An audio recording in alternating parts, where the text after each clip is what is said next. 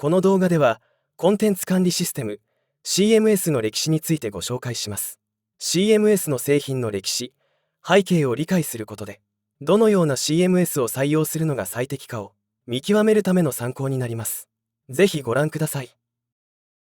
この動画では画面に表示しているトピックの順で話を進めていきます。まずは CMS、コンテンツ管理システムが必要とされるようになった背景について考えてみましょう。続いて企業での導入の流れ、CMS の進化、動的 CMS からヘッドレス CMS へと順に説明をしていきます。それでは最初のトピック、初期の CMS はどういうものだったでしょうか。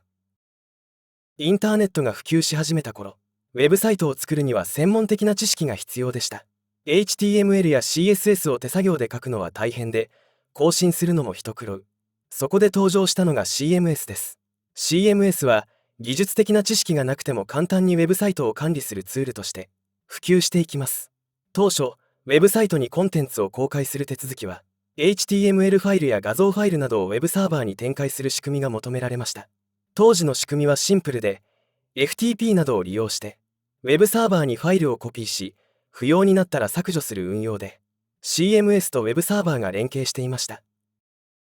これらの仕組みが企業で導入されていきます。企業で利用する CMS では、指定した時間に自動的にサイトで公開される機能や、コンテンツの承認などの手順が可能なワークフローが実装されていました。これにより、企業は幅広く CMS を採用し、誰でも簡単にウェブサイトを効率的に運営できるようにしていきます。実際にウェブサイトを企業の窓口として運用していく場合、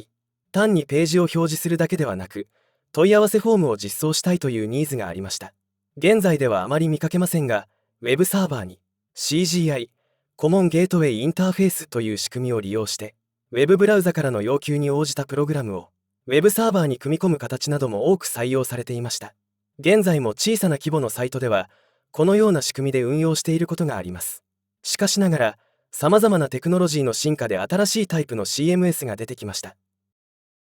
最も大きな変化はパブリッククラウドの登場です。今ではその手続きの煩雑さを考えると大変ですが、大規模なサイトを立ち上げるにあたって、サーバーの調達、ストレージ、データベースの調達をして、インフラを作り上げる必要がありました。これらのリソースをオンデマンド種に入れることができるパブリッククラウドにより、ウェブサイトで必要となるリソースの確保が以前よりも簡単になりました。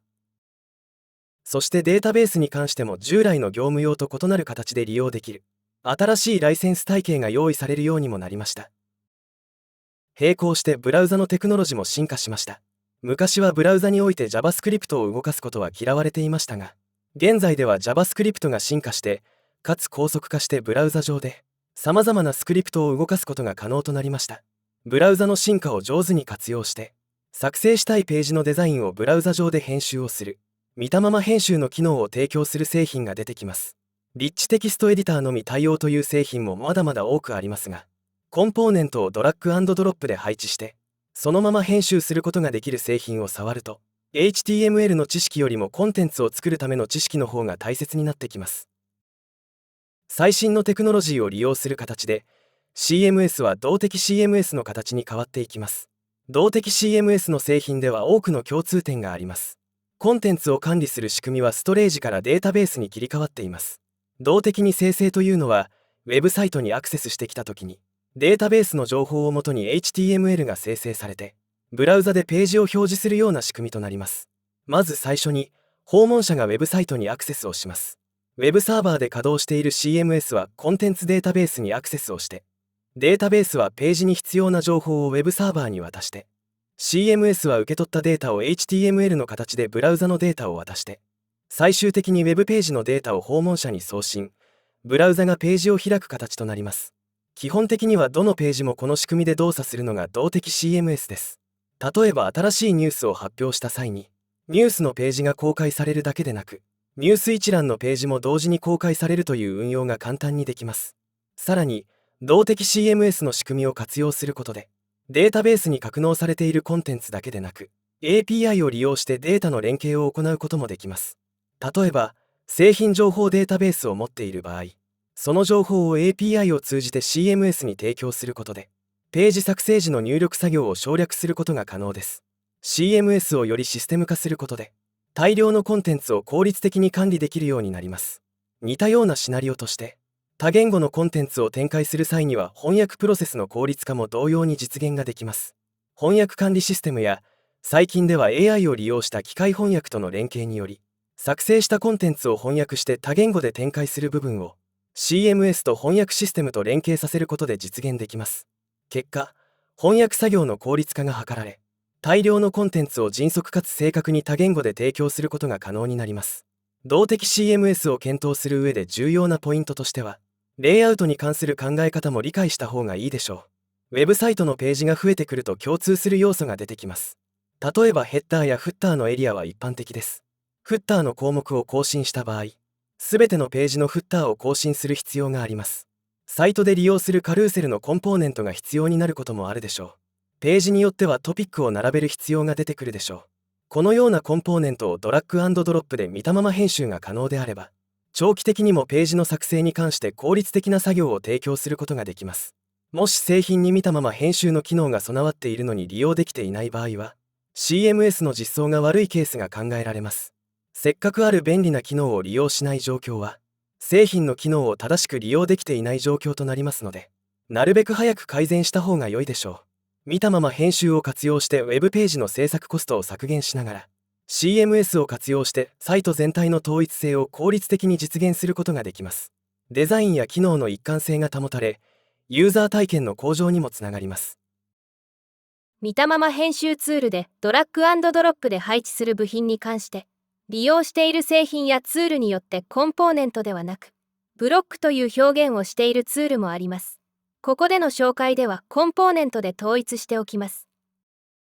動的 CMS の製品では、コンテンツとレンダリングを分離して、ウェブサイトの開発をすることが一般的となっています。この考え方を一度整理してみましょう。まずコンテンツはページで利用する情報を構造化している部分と考えてください。ここで紹介しているニュースのページをイメージすると、ニュースのタイトル、公開日、本文という情報がコンテンツの要素となります。これを CMS はデータとして管理します。一方、そのページを表示するためのレンダリングでは、コンテンツを正しく表示できるように HTML を記述している必要があります。これは製品によって記述方法が異なります。結果としてコンテンツとレンダリングを CMS が利用して、ブラウザ表示する HTML を結果として出すという形になります。もう一度 CMS の進化を考えていくと、パブリッククラウドを利用したクラウド上で利用できるサービスが増えていきます。このような SaaS サービスとの組み合わせができると、ウェブサイトの運用面でもメリットが出てくるというわけです。そして、新しいタイプの CMS としてヘッドレス CMS が出てきました。ヘッドレス CMS は、動的 CMS が採用していたコンテンツとレンダリングを完全に分離して、ウェブサイトを運用するアーキテクチャとなります。レンダリングに関しては数多くのフレームワークも提供されており、JavaScript ベースのフレームワークに関しては、Jamstack と言われるキーワードでまとめられることもあります。C# をベースとしたブレイザーもあります。フロントエンドの技術選択が自由に選択することができる反面、少し悩ましいところでもあります。実際に、ヘッドレス CMS で利用できるフレームワークを採用して、CMS とデータ連携をするためには、ヘッドレス CMS が提供しているエンドポイントと言われる API にアクセスをして、データを取得する連携を実装していく必要があります。API 連携のところで多くの場合、GraphQL や REST を利用してデータを取得します。従来の動的 CMS に機能追加をすることで、ヘッドレス CMS として利用できる製品もあります。このような製品の場合、既存のコンテンツ資産を活かしながら、サイトのヘッドレス化が可能となります。例えばワードプレスでは GraphQL が利用できるプラグインが提供されており、プラグインをインストールすると、ヘッドレス CMS として利用可能となります。最後にまとめです。今回は初期の CMS の頃から、動的 CMS への進化、そして最新のトレンドとなっているヘッドレス CMS を紹介していきました。すでに導入している CMS はどのタイプでしょうか？これから CMS を変更する場合、早い段階でヘッドレス CMS への切り替えを検討した方が良いかもしれません。ヘッドレス CMS に切り替えるメリットは多くあります。次回の動画では、ヘッドレス CMS のメリットに関して取り上げていきます。ご視聴ありがとうございました。この動画が気に入ったら、ぜひチャンネル登録と高評価をお願いします。皆さんのサポートが励みになります。そして、この動画が役に立ったと思ったら、知人にも共有してください。それではまたお会いしましょう。